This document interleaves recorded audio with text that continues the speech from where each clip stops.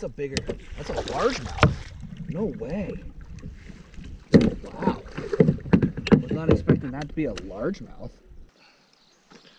That right there, guys, is exactly why you use an underspin.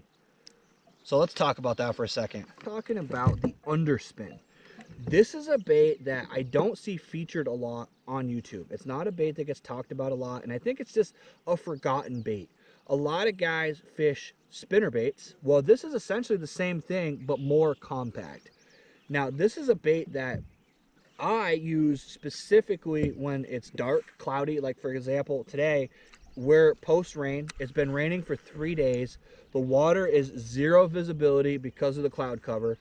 And it is just that little bit of extra flash, that little bit of extra vibration from your blades. And that's what I really like about this bait, is that it's a paddle tail swim bait, which if you watch my channel for any time, you know that I live or die by the Kitech Easy Shiner and simple paddle tail baits. But what this does is it just adds that little bonus, that little bit of extra to it. And fishing it, as you're seeing, as I'm fishing here, is simple. You cast it out, you let it sink a little bit, let it get down, and you reel it back. It's that simple. You put whatever color paddle tail you want on there. You could put craws and other types of trailers on there. You can experiment with it. It's very versatile.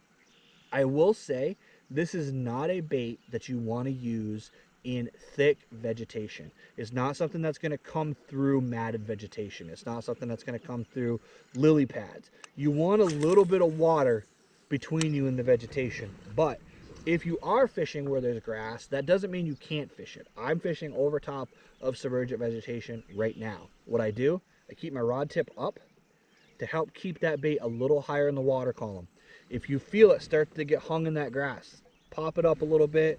If it feels like it's heavier or it feels like it's dragging, give it a couple pops and it will free that bait up and you'll be able to keep working it back to the boat. So I highly suggest picking some of these up. Not necessarily the Berkeley one, but every manufacturer makes one of these. These baits are inexpensive. They're really easy to use, and it just gives you that little bonus on that subtle paddle tail type of retrieve. And sometimes it's all the difference to help you catch fish.